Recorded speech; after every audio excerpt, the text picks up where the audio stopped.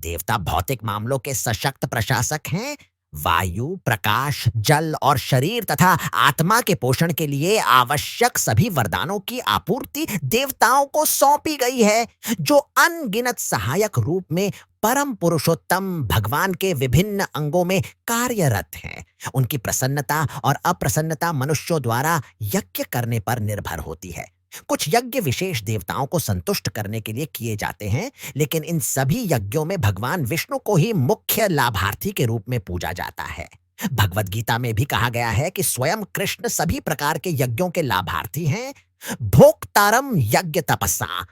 इसलिए यज्ञपति की पूर्ण संतुष्टि ही सभी यज्ञों का मुख्य उद्देश्य है। जब ये यज्ञ पूर्ण रूप से संपन्न होते हैं, तो विभिन्न विभागों के प्रभारी देवता स्वाभाविक रूप से प्रसन्न होते हैं और प्राकृतिक संसाधनों की कोई कमी नहीं होती। कामैस्तैस्तैर्हृत ज्ञानाः प्रपद्यन्तेन्य देवताः तन तन नियमास्थाय प्रकृत्या नियताः स्वया। जिनकी बुद्धि भौतिक इच्छाओं से भ्रमित होती है, वे देवताओं की शरण में जाते हैं और अपनी प्रकृति के अनुसार विशेष नियमों और विधानों का पालन करते हैं। भागवत में कहा गया है कि जिनकी आध्यात्मिक बुद्धि क्षीण हो चुकी है, वे अपनी तत्कालिक भौतिक इच्छाओं की पूर्ति के लिए देवताओं की शरण लेते हैं। ऐसे लोग सामान्यतः परम पुरुषोत्तम भगवान के पास नहीं जाते, क्योंकि वे अज्ञान और रजोगुण से प्रभावित होते हैं और विभिन्न देवताओं की पूजा करते हैं। वे नियमों और विधियों का पालन करके संतुष्ट हो जाते हैं। देवताओं के उपासक अल्प इच्छाओं से प्रेरित होते हैं और उन्हें परम लक्ष्य प्राप्त करने का ज्ञान नहीं होता, जबकि परम भगवान के भक्त कभी भी गुमराह नहीं होते। वैदिक साहित्य में विभिन्न उद्देश्यों के लिए विभिन्न देवताओं की पूजा का उल्लेख मिलता है। उदाहरण के लिए, रोगी को सूर्य देव की पूजा करने की सलाह दी जाती है।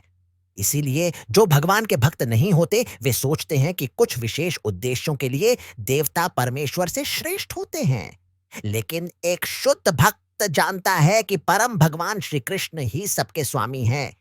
चैतन्य चरितामृत में कहा गया है कि केवल परम पुरुषोत्तम भगवान श्री कृष्ण ही स्वामी हैं और बाकी सभी उनके सेवक हैं। इसीलिए एक शुद्ध भक्त अपनी भौतिक आवश्यकताओं की पूर्ति के लिए कभी भी देवताओं के पास नहीं जाता। वह केवल परम भगवान पर निर्भर करता है और जो भी वह देते हैं उसी में संतुष्ट रहता है।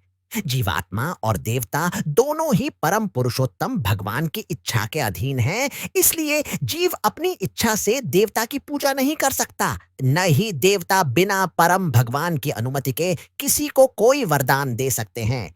जैसा कि कहा गया है, परम पुरुषोत्तम भगवान की इच्छा के बिना एक तिनका भी नहीं हिल सकता।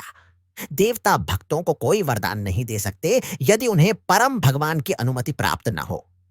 जीव यह भूल सकता है कि सब कुछ परम भगवान की संपत्ति है, लेकिन देवता इसे कभी नहीं भूलते।